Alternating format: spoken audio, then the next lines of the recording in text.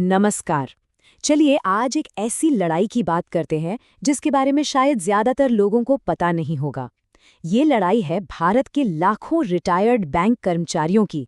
एक ऐसी लड़ाई जो पेंशन अपडेशन के लिए है, मतलब वक्त के साथ पेंशन बढ़ाने की लड़ाई। और सच कहूं तो ये सिर्फ पैसों की या आंकड़ों की लड़ाई नहीं है, ये लड़ाई है सम्मान और इंसाफ की। और ये जो लफ्ज है ना, ये किसी बड़े नेता या यूनियन के नहीं है। ये एक अकेले पेंशन भोगी के दिल से निकली आवाज है। एक ऐसी आवाज जिसमें उनके जैसे लाखों लोगों का दर्द और एक छोटी सी उम्मीद दोनों छिपे हैं।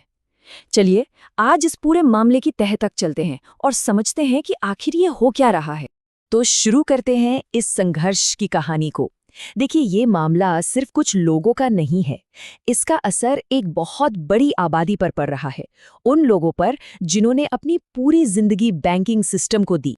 8 लाख से ज्यादा परिवार। जरा सोचिए इस नंबर के बारे में। ये कोई छोटा मोटा ग्रुप नहीं है।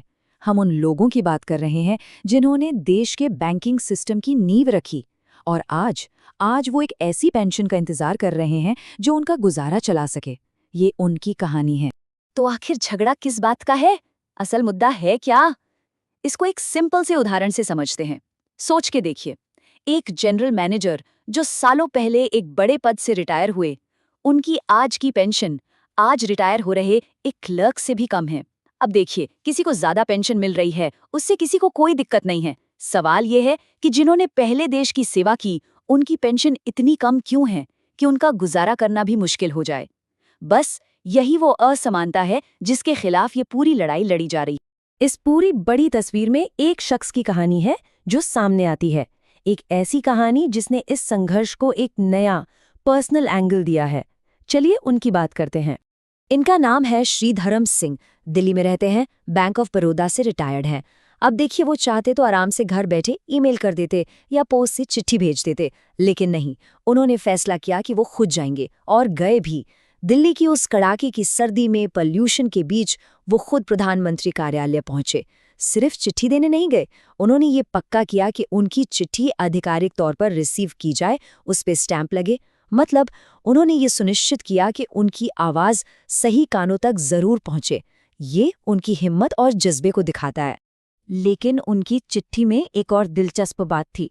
श्री सिंह ने सिर्फ अपनी मांगे नहीं रखी, उन्होंने सिस्टम के अंदर की कुछ फ्रस्ट्रेशन को भी सामने लाया। उन्होंने साफ साफ लिखा कि उनके हिसाब से कुछ यूनियनें और नेता रिटायरीज के मुद्दों को ठीक से नहीं उठा रहे हैं। इससे पता चलता है कि इस पूरे संघर्ष के अंदर भी अलग अलग मतभेद हैं, शायद सब एक पेज पर नहीं। अच्छा, अब थोड़ा सा इस मामले की टेक्निकल साइड में चलते हैं। एक बहुत जरूरी चीज है जिसे समझना होगा, वो है महंगाई भत्ता, यानी डियरनेस अलाउंस, जिसे शॉर्ट में डीए कहते हैं। ये बहुत इंपॉर्टेंट है क्योंकि इसी से पता चलता है कि पेंशन घटेगी या बढ़ेगी। तो ये डीए होता क्या है? एकदम सरल भाषा में समझे तो जब महंगाई बढ़ती है तो चीजें महंगी हो जाती हैं। डीए वो एक्स्ट्रा पैसा है जो कंपनी या सरकार देती है ताकि इस बढ़ती महंगाई का असर आपके वेतन या पेंशन पर कम पड़े। और ये तय कैसे होता है? ये तय होता है कंज्यूमर प्राइस इंडेक्स यानी सीपीआई के आधार पर। सीपीआई बस ये नापता है कि हमारे रोजमर्रा की चीजें, आटा, दाल, सब्जी कितनी महंगी हुई हैं। तो अब सवाल ये है कि आगे क्या होगा। देखिए, फरवरी 2026 से डीए कितना बढ़ेगा, इसका फैसला दिसंबर 2025 के सीपीआई डेटा से होगा।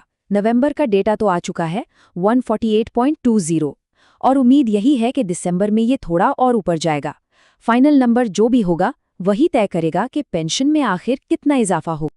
लेकिन यहाँ एक बहुत बड़ा लेकिन है। ट्विस्ट यहीं पर आता है। डीए तो बढ़ता है, पर इसका फायदा हर रिटायरी को एक जैसा नहीं मिलता। बिल्कुल नहीं। सब कुछ इस बात पर डिपेंड करता है कि कोई रिटायर कब हुआ था। और ये टेबल इस फर्क को बिल्कुल साफ दिखा देता है। देखिए, जो लोग 1992 और 1998 के बीच रिटायर हुए, उनके लिए डीए में लगभग 23% की बढ़ोतरी हो सकती है। लेकिन जो हाल ही में, मतलब 2017 से 2022 के बीच रिटायर हुए, उनके लिए ये बढ़ोतरी सिर्फ 4.62% के आसपास है। कितना बड़ा अंतर है! इससे साफ पता चलता है कि जो पुराने पेंशनर्स हैं, उनकी पेंशन महंगाई की मार में कितना पीछे छूट गई है। अच्छा, इस पूरे संघर्ष के बीच एक पॉजिटिव खबर भी है। बैंक ऑफ बड़ौदा ने अपने रिटायरीज के लिए एक अहम कदम उठाया है। चलिए उस पर नजर डालते हैं। तो बैंक ऑफ बड़ौदा ने क्या किया है? उन्होंने अपने रिटायरीज के लिए हेल्थ इंश्योरेंस प्रीमियम पर सब्सिडी का ऐलान किया है। और इसकी सबसे खास बात पता है क्या है? जिनकी पेंशन कम है उन्हें सबसे ज्यादा मदद मिलेगी। जैसे जिनकी पेंशन 25,000 रुपए तक है, उन्हें 16,000 रुपए की सब्सिडी दी जाएगी। ये वाकई एक अच्छा कदम है, जहां जरूरतमंद को ज्यादा राहत देने की कोशिश की गई है। और इस सब्सिडी को पाने का प्रोसेस भी काफी आसान रखा गया है। जो लोग आईबीआई की इंश्योरेंस स्कीम में हैं, उनके लिए तो आराम है, पैसा सीधे अकाउंट में आ जाएगा। और अगर किसी ने किसी दूसरी कंपनी से इंश्योरेंस लिया है, तो वो बैंक के HR कनेक्ट पोर्टल पर ऑनलाइन अप्लाई कर सकते हैं। वहां वो अपने एप्लीकेशन का स्टेटस भी चेक कर सकते हैं। काफी आसान है। तो अब सवाल उठता है कि हम आज कहाँ खड़े हैं? मतलब इस पूरे मामले का फ्यूचर क्या है? ये एक ऐसी जगह है जहां उम्मीद भी है, लोगों के पर्सनल एफर्ट्स भी हैं और ढेर सारे अनजाने सवाल भी। तो कुल मिलाकर बात यह है कि श्री धर्म सिंह जैसे लोगों के अकेले के प्रयास से लोगों का ध्यान इस तरफ जा रहा है। बैंक ऑफ बड़ौदा जैसी सब्सिडी से थोड़ी बहुत राहत जरूर मिल रही है, लेकिन जो असली मुद्दा है, यानी सभी के लिए पेंशन अपडेशन, वो अभी भी वहीं का वहीं है।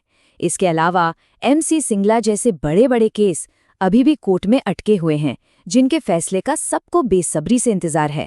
और आखिर में एक बड़ा सवाल छोड़ जाते हैं।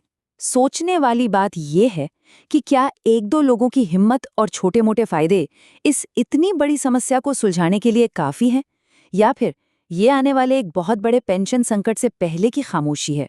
इस पर सोचना हम सबके लिए बहुत जरूरी है।